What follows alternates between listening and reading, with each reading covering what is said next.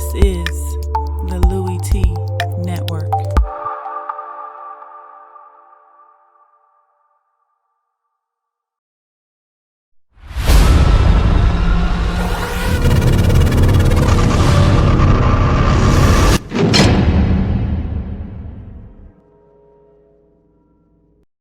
Who else could it be but me, your man, Louie Tee? Welcome to lockdown coverage, week number 16 in the National Football League. Oakland Raiders, the Oakland Raiders, Indianapolis Colts.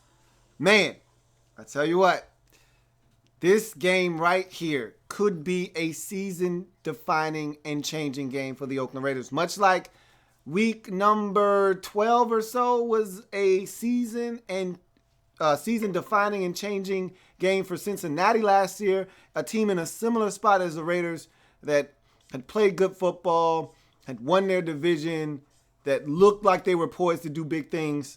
Their season basically came to a halt last year with an Andy Dalton injury. This is a similar type of situation, and this one is a little bit worse because it's later in the season, and the Raiders had already locked up a first-round bye, essentially. Well, they hadn't locked it up, but with a win against the Colts and pending the outcome of the Chiefs game later on tonight, they might have done just exactly that, locked up a first-round bye. And they were still in the process of chasing down the New England Patriots for the number one overall seed in the AFC. Now things have changed drastically. We'll talk about why and how a little bit later on in this breakdown. But as always, if you are a first-time viewer or you haven't already done so, what are you waiting on? Subscribe to the Louie Tee Network for more great content in 2016 and beyond. Changing the game over here. I want you to help us do that by subscribing to the channel. Also, I'm on Twitter at In The Lab Room is the Twitter handle. Go ahead and follow me on Twitter. And I'm also on Facebook. In The Lab Room is the Facebook page. All my social media platforms up above in the screen, the top. Scrolling across, make sure you handle all of those different social media platforms. Let's jump into this breakdown because I thought the Raiders did some impressive things before the big injury to Derek Carr. And I'm watching the Arizona Cardinals and the Seattle Seahawks as I'm breaking this down. That's a big contest there because if Seattle does not win that game, all of a sudden now the Atlanta Falcons are staring that number 2 seed right in the face, and Seattle would then be on the outside looking in of a first-round bye. So that's a big game. Arizona trying to spoil some things for the Seattle Seahawks, and they are literally 2 downs away from doing exactly that. It's now 3rd and 6. So got my eye on that while I'm breaking this game down as well. But the thing that was impressive, Derek Carr goes out, throws for 3 touchdowns in the first half. They do some damage. First down, Seattle. Looks like they're going to move the chains there, give themselves a chance with about a minute left in the football game at the 4-yard line or so. They dominated the first half of this game, did the Oakland Raiders. They jumped out to a big lead on the Colts. The thing that was most impressive, this is the 4th game in a row, to my recollection, that the Raiders have run the football down the throats of their opponent. Been impressive in doing so. And that's something that I thought would really be able to carry into the postseason with Derek Carr under center. And again, I say under center because I felt like if they could get their hands on that first round bye, they would be able to get Derek Carr back under center because you'd give him that opportunity to rest that pinky. And he was getting closer. And so I felt like they had an opportunity and that they were going to be able to. Seattle just scored a touchdown and take the lead from the Arizona Cardinals late in that ball game with a minute left exactly. Pending the extra point, they're going to take the lead in that ball game. So a lot going on right now. But I felt like if they could get that first round bye, they would have an opportunity to allow Derek Carr to rest the pinky, and he'd be able to get back under center, open up more of the playbook to the Raiders, and they would be more of a dangerous football team. But in the process of Carr being banged up and them having to do some different things, they've started experimenting with the running game a little bit more, and they've had success of late. DeAndre Washington almost goes over 100 yards in this game, 12 carries, 99 yards. They got some big runs and some good carries out of Jalen Richard. Also caught a touchdown pass in this game. And then you have, of course, your lead dog, Latavius Murray. And you feel like they've got a number of different guys that can be change of pace backs, offsetting Latavius Murray. They ran the football very effectively in this game. They ran it effectively last week. I talked about it in the breakdown. And they've been running the football effectively for the last month. So this was really impressive. Like in the way they ran the football, you know what you're getting out of Derek Carr, and he's getting healthier. At least you thought that was the case as they were starting to really have all cylinders rolling and clicking for this Raiders football team. They were up big at one point in this game. Looked like this was going to be a blowout. As I want to say at one point this game got up to 33 to, it might have been 33 to 16 at one point in this game. They were dominating the Indianapolis Colts. And then the unspeakable happens. You're hoping that he gets healthy and his bye is going to heal up the pinky, and Derek Carr is hit, goes down, is writhing in pain, is not able to get up, has to be helped off the field. They caught him saying to someone as he's being helped off the field, "It's broken." They read his lips, "It's broken." And it turned out that his fibula was in fact broken. And so he's out for an undisclosed amount of time. Right now, the Raiders have said indefinitely, which means they don't have a timetable. But guess what? It's not going to be anytime soon. It won't be in the next 4 weeks, which is when the Raiders would have to play if they were able to get their hands on a first-round bye, or 3 weeks from now. So that's a huge injury. I can't begin to explain to you the severity of that injury and what it means to this Raiders season. Matt McGloin is solid. Matt McGloin is no one starting quarterback in this league, and his Raiders team is not the same with him under center. Obviously, I don't have to tell you that Derek Carr was in the MVP voting and in the race before this injury, and this injury changes everything. Like I said, I liken it to the Cincinnati Bengals last year with Andy Dalton and his injury and what it did to the Cincinnati Bengals season.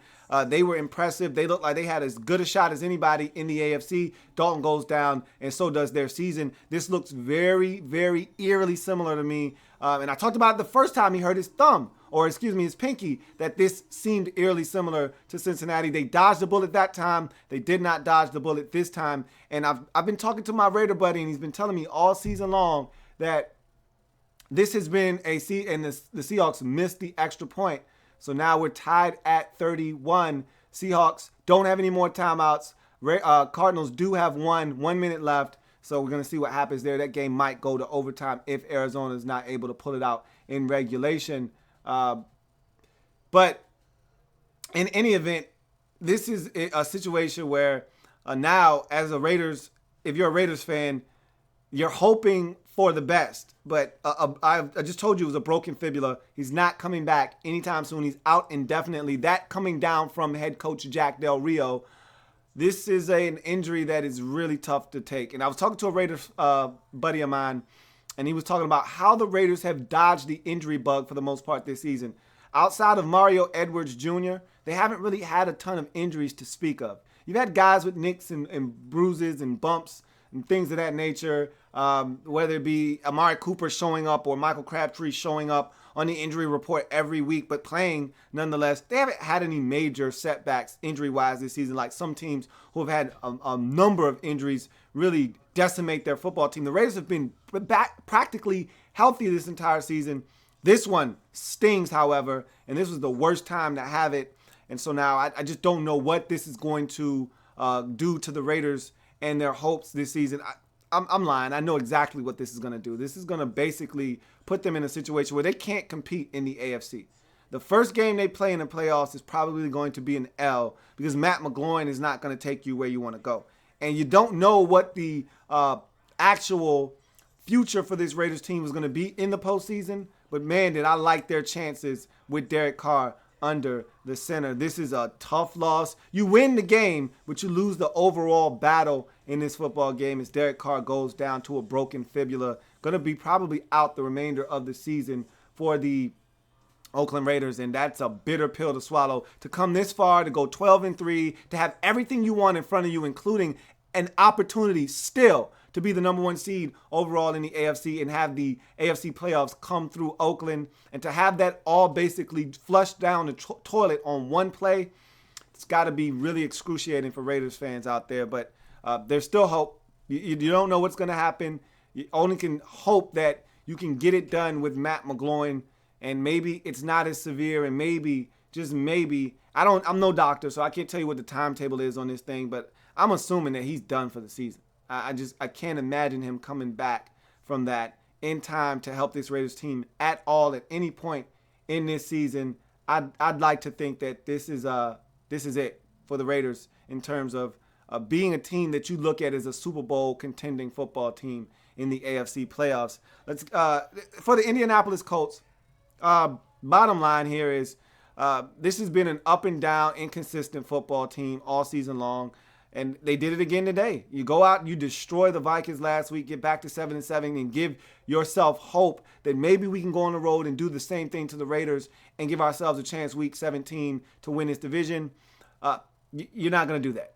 It's really, and I never had confidence in this Colts team because they're up one week, they're down the next. This is what they are. This has been their DNA. This has been how they've been all season long, and I just didn't see that changing at this point in the season. You are who you are at this point in the season. You're not going to be able to do much to change that. So they did some good things in this game, but Andrew Luck turned it over a couple of times. The run game was solid. They just didn't have enough consistency throughout the ball game. They fell behind by too many points, tried to come back and rally late. But this defense isn't one of those types of defenses that you want to be put in a hole like that. And by them not getting stops defensively, by giving up plays, by having the turnovers and allowing the Raiders to build that lead, they were never able to really dig themselves out of the hole that they dug ththemselves into early in the game. And that cost them as they lose this football game 33-25. They dropped to 7-9, and for all intents and purposes, their season is done. And I never had confidence that they were going to be able to make it anyway. But even with the Jaguars beating the Titans, the Texans could lose tonight. There's still no hope for the Indianapolis Colts. They dropped to 7-8. Excuse me, I think I said 7-9. They're 7-8, but they're done. They don't own any tiebreakers over anyone except Tennessee. Houston swept them. They're done. They can't get in via the wild card. That was finished when the Dolphins won today, and now they can't get in via the division because they lost, and now they can't beat the Texans out, even if both teams were able to finish 8-8 on the season. So for that, it's basically done for the Indianapolis Colts. Let's get to a couple of your comments before we get out of here. Tough day for the Raiders as they win the game, but they probably just saw their season crumble and go up in smoke with the injury to their signal caller, Derek Carr. Enrique Valencia says, man, I feel terrible for Carr. He also says, Grigson and Pagano have to be gone after this game, right? Not necessarily. I thought they were gone after last year, and they weren't. So who's to really say? Mondraw says, good night, LT. You miss me? We'll see. We'll see. We got a lot to talk about, Mondraws. I'll tell you that much. Mondraw says, I'm still in disbelief of what just happened to Carr. In a blink of an eye, it was necessary to have him on the field in the fourth quarter in the way that game was going. I mean, you can't play the hindsight game. You can't sit here and say, well, he shouldn't have been in the game. Football is a contact sport. Guys are going to get injured. You can't avoid these things. You either can play or you cannot play. But if they're in the game, you got to go. And the Raiders are still playing for something meaningful. They're looking to win their division. They haven't locked up anything. They could go from the 2 seed to the 5 seed if they didn't win this game. And the Chiefs won later on tonight versus the Denver Broncos, or tomorrow night versus the Denver Broncos. There's nothing etched in stone for this Raiders team. He needed to be out there. So, yes, the Raiders did nothing wrong in this situation. This wasn't one of those instances where he didn't need to be out there, and he was. They were looking to put a team away, win a game, and try to go to 12-3 on the season and try to lock up the 2 spot and possibly get to the number 1. Dre the Great says, dark cloud over Raider Nation. Many have called it a season with the injury, but McGloin is a gunslinger. Anything can happen. We know what Matt McGloin is. Something is going to happen when he comes in the game. Problem is Matt McGloin is 5'10" at max, and he's not the guy that's going to come in and rally the troops and lead you to a victory. We saw when he came in against Carolina that the Panthers had absolutely no regard nor respect for him. They started blitzing the draws off of the Raiders, and it was about to get ugly, and Carr came back and saved the day in that game.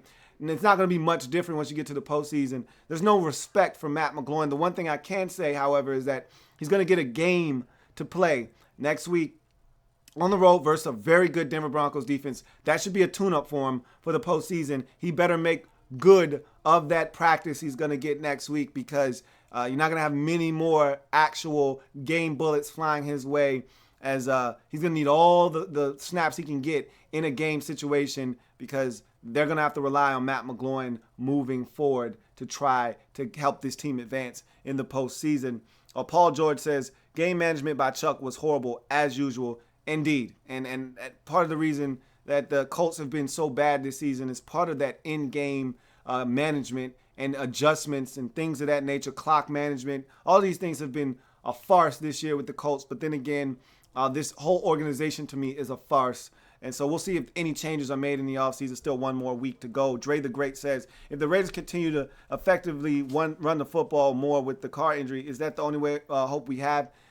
You can get by with that, but this is a passing league. You understand that, and you know that you're going to have to throw the football at some point. Teams are going to dare you to throw it now. They're going to load up the box. They're going to dare you to throw the football. So the running game that you just started to establish, I really think that's going to go out of the window because I think teams are now going to put 8 defenders in the box, and they're going to dare Matt McGloin to beat them. And if he can, they're going to tip their cap to him. But right now I think teams are going to look at him and say, we don't think he can beat us. So we're going to come after the run aggressively. We're going to stop the Raiders, put them in third and long situations, pin our ears back and get after the quarterback and see if he can handle the blitz. If we heat his ass up, let's see if he can respond to that.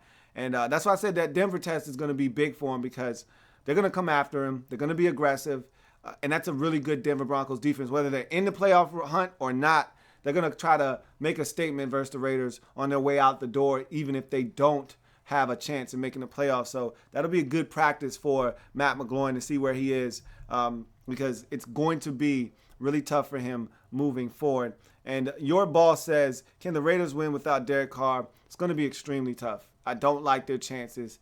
The AFC is so competitive, and I just think they're so heavily reliant upon Derek Carr. Just look at all the wins they've had this season and how many of them have been in come from behind fashion with Derek Carr, the 4 leading the way late in the ball game and making a comeback. I just don't like the Raiders' chance. They've built this team this season off of the confidence that they have in the 4. You take him out of the equation, and all of a sudden, this is not the same Raiders team that went 12-3 and had a chance to be the number 1 seed in the AFC. All of a sudden, now that locker room right now is lost because they just lost their leader. They're looking around and they're saying, where do we go from here? And yeah, they're going to try to rally around Matt McGloin. That's what you are supposed to do in this situation. But truth be told, they had the utmost confidence in Derek Carr. They looked at the 4 and they said, hey, we got a shot. You know, no matter what the score is, no matter how much time we got left in the game, we got number 4, we got a shot. Now it's Matt McGloin. It's not the same aura of confidence that you have in your ability to get it done, whether you're up 14 or down 14. You don't know what you have because there's no more Derek Carr. So I think it's going to be extremely tough for the Oakland Raiders to win moving forward. But stranger things have happened. We'll see what happens with this Raiders football team. But that is a devastating blow to a team, much like the Tennessee Titans today. They had a devastating blow to their playoff chances when Marcus Mariota went down. This is an equally, if not more devastating blow to the Oakland Raiders, who were already in the playoffs, who were chasing down the number 2 seed, looking to still have an outside shot at the number 1 seed, which they currently do with this victory, but going to be a lot tougher to get it without Derek Carr under the center. That's going to do it. And he didn't break his, okay, or whatever he broke. That's going to do it for lockdown coverage. If it happens in the National Football League, whether big or small, we cover it all here on the Louie Tee Network. Raiders get the win 33-25, go to 12-3 on the season. It's a big win, keeps them ahead in the AFC West, also gives them an outside shot at still hawking down the Patriots for the number 1 seed. However, it did not come without a steep price. They lose their starting quarterback and their leader, Derek Carr, to a broken fibula, going to be out for an undisclosed amount of time right now, out indefinitely with only 1 week left in the regular season. That's not a very long time for the Raiders. They don't have indefinitely to wait on Derek Carr. I'm thinking he's done for the season, and that is going to be a massive blow to the Raiders and their Super Bowl aspirations this season. If it happens in the National Football League, whether big or small, we cover it all here on Lockdown Coverage. Raiders get the win, go to 12-3, still holding on atop the AFC West, still have an outside shot at the New England Patriots in the number 1 seed, but they lose Derek Carr in the process. Indianapolis Colts earlier in the day found out they would not be able to get in via the wild card. Now they lose this game and are eliminated from the playoff discussion altogether as they cannot win their division either, now at 7-8 on the season. I'll see you guys a little bit later on A couple of wild and wacky finishes. Tampa losing in New Orleans. Seattle losing at home to Arizona. Number of big games to break down. I've got it all for you coming up down the pipeline. I'll see you a little bit later on. Of course, enjoy Saturday Night Football. We'll break that down at its conclusion as well. I'll see you a little bit later on. More lockdown coverage coming your way. Have a good one.